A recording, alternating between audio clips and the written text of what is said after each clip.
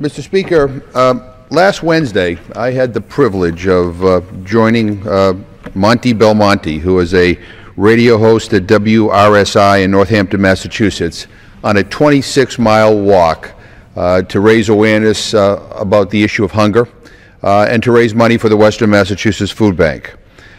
It was an incredible experience. My legs are sore, but it was inspiring to be part of that march.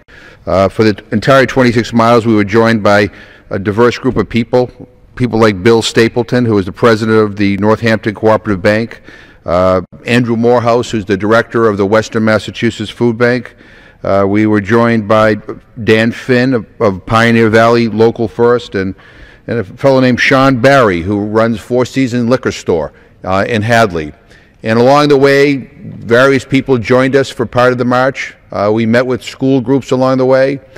We even marched along with a group called Mutton and Mead, who put on a medieval festival every year in Western Massachusetts.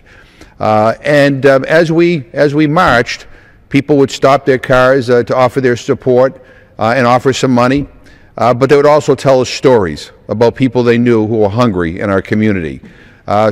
Young kids in schools, some of them who marched with us told us stories about how they had seen firsthand hunger. Some of them raised money to support the march. We also stopped at a place called the Amherst Survival Center.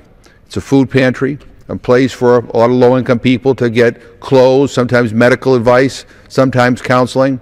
And when we stopped there, the director handed me a bunch of plates, paper plates, where people who go to the Amherst Survival Center and some people who work there wanted to send a message to me and to Congress. I want to read some of these plates.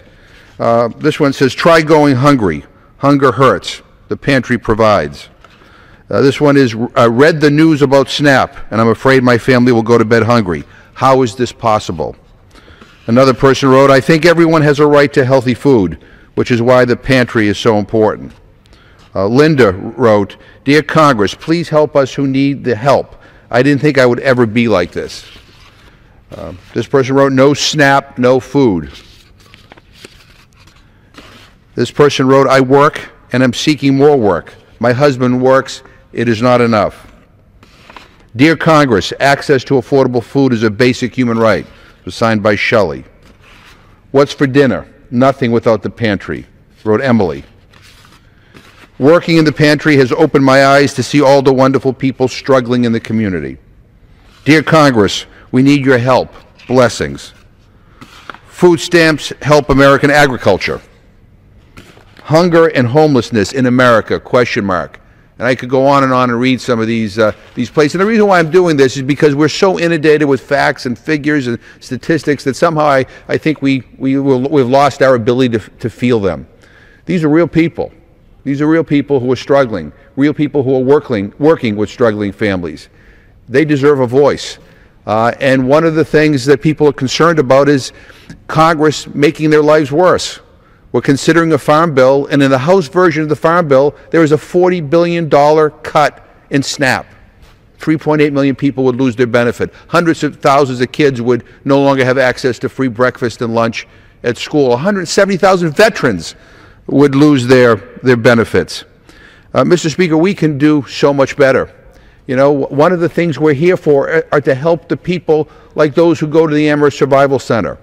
One of the things that we're here for is to respond to the concerns that we heard along the way as I marched with Monte Belmonte and his crew.